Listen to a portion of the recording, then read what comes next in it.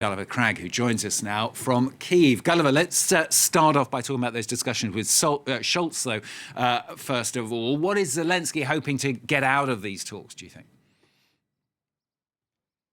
Well, I think more military support from Germany.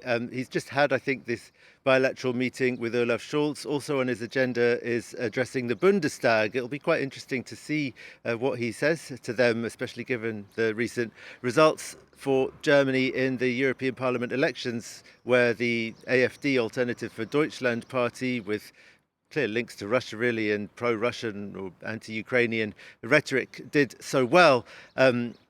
And so we'll see what the message he has there. And then, of course, now he's going on to this reconstruction conference. And Gulliver, as you say, at that reconstruction conference, we're seeing those images coming into us, but it's been overshadowed, rather, hasn't it, by a scandal?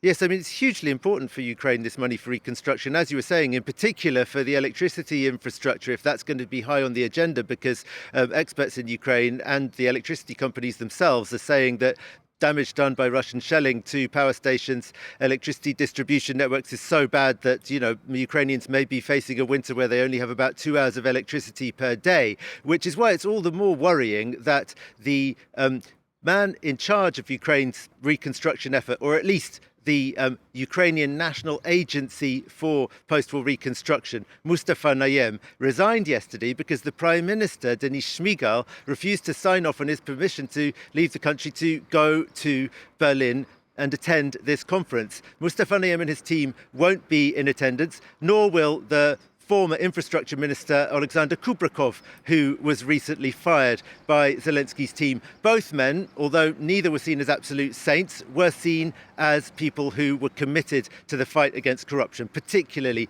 Mustafa Nayyem, who used to be an anti-corruption journalist, who was the man who first called for protests on Maidan in November 2013, which led to the ouster of the hugely corrupt and pro-Russian president Viktor Yanukovych. Mustafa Nayyem was really put in charge of this new agency for reconstruction and in order to assuage fears among Ukraine's Western partners that with all this new money coming in for reconstruction efforts in Ukraine, the temptation would be too great. Old corruption schemes would start working and a lot of the money would be stolen. That safeguard now has been removed, and in resigning yesterday, Mustafa Nayyem wrote that in fact his agency had been under huge pressure for a very long time, with what he seemed to think of as clear attempts to push him out by putting ridiculous, as he put it, bureaucratic hurdles in their way and trying to sort of hamper the agency's work in order to discredit it. Now he's gone. We'll see whether or not, or how many of Ukraine's Western partners are prepared to continue to play along and pretend that this didn't happen.